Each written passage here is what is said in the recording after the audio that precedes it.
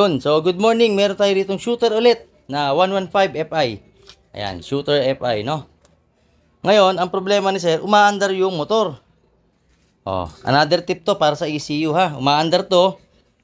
Kaso, continuous blinking. Oh, pakita natin yung continuous blinking ha. Ito. Tinesting ko ulit. Ayan. Binuksan ko ulit. Tinap ko ulit dun sa wire. Ayan. Dun sa dulo, yung yan. Black na may yellow, tapos yung orange magkatabi. Tapos isusuksok nyo yung light test tulad ng ginawa ko. Yan. Light test, no? Ito yung light test. Ayan. So, nakatap yan, no?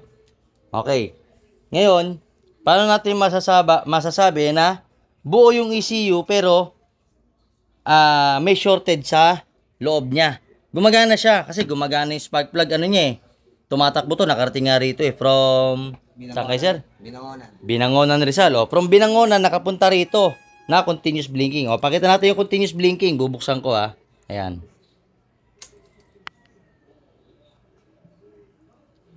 Antayin natin. Ayun o. Nagbiblink siya. Pero umaandar to. Diba? Nakarating ka rito. Ngayon, diba nung last vlog ko, dapat mamamatay to pag nag-on. O, ulitin natin. On ko yung susi. Dapat mamamatay ito. Sa kanya, hindi na mamatay, no? Diretso lang. So, meaning, may problema si ECU. Shorted, no? Ba?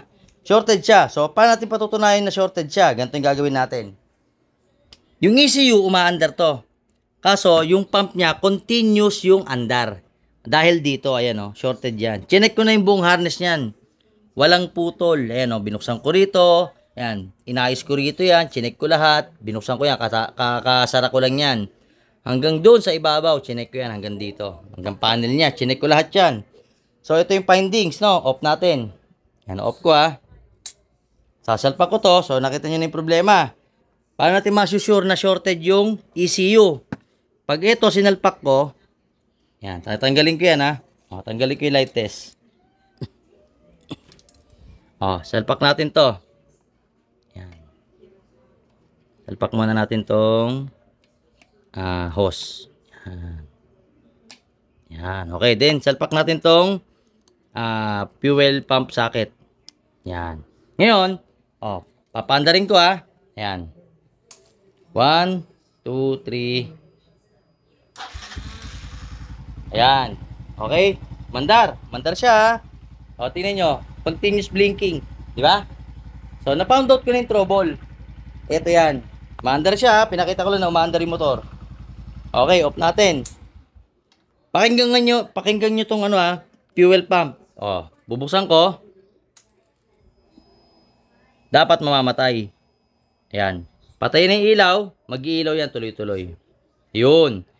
Oh, pakinggan nyo yung motor. Tumutunog pa rin. Diba?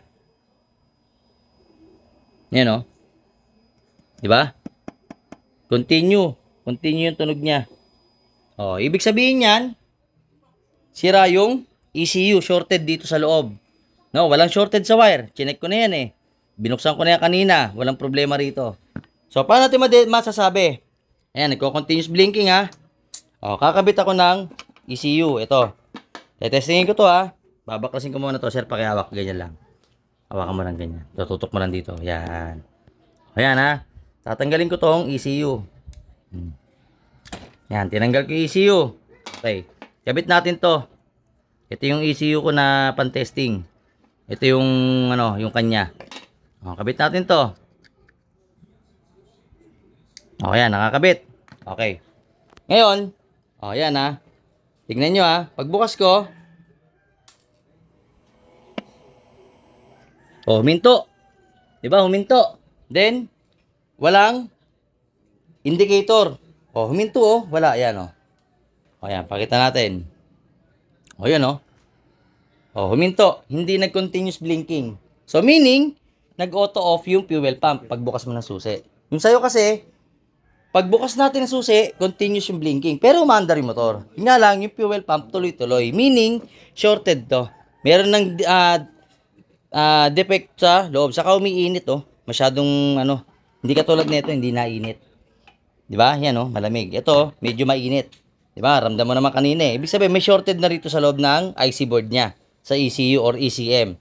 So, yon. Another way na para ma-check nyo yung inyong ECU ay good or bad. So, pangatlong tip, paano natin madedetect na hindi sira yung fuel pump ang may shorted yung ECU. Yan, hindi siya nag-continuous blink, no? O, tumigil yung blink. So, meaning to say, positive, sira yung ECU. Although maandar. Nga lang, para sa akin, medyo delikado eh. Paano kung naiwan mo naka-on? Tuloy-tuloy yung takbo ng fuel pump. Hindi yung gas. Ang ano ko, hihinto yun. Kaso, tuloy-tuloy yung pump niya, masisira yung fuel motor. Yung motor pump niya sa loob, masisira yun. Kasi hindi siya nahinto eh. Naka-on lang naman, hindi naman umaandar. Pwede kung papaandarin nyo kaagad, no? So, yun lang. Iwasan mo ng ibababad ng naka-on, ha? Kasi nga, kailangan gagamitin na kaagad. Okay? So, yun. So, sana nakatulong tong tip na to. Kasi, ECU shorted pero maandar. O, another tip yan para sa inyo sa mga ECU, ECM ang problema. Shooter FI and Rider J FI 115 parehas lang po yan. Okay? So yan, sana makatulong to at bubuin ko na to si sir. So alam niyo na yung gagawin, papalitan lang ECU. No? Meron ka naman doon makukuha, sabi mo second hand. So sana makabit mo din. Balitaan mo ako sir ha. Okay, so yan. Ito. Sir, salamat sir. Okay na. Napalitan ko na. Naayos ko na siya sir. Maandar na yan. Wala na siyang blink. Maraming salamat sir.